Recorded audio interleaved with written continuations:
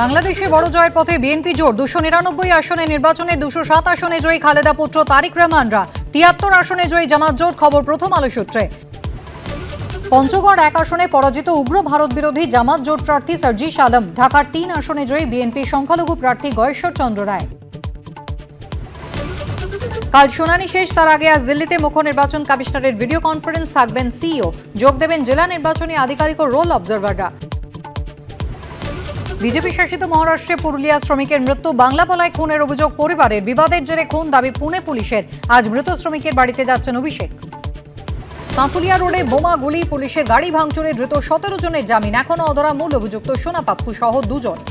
পরীক্ষার পরে মাইক চালু হলে লালবাজার অভিযান। শাসনে পাওনা টাকা চাইতে গিয়ে খুন এক ব্যক্তি, অভিযোগ ঘিরে উত্তপ্ত এলাকা, বেশ কিছুক্ষণের জন্য শাসন রোড অবরোধ, গ্রেফতারের আশ্বাস পুলিশের।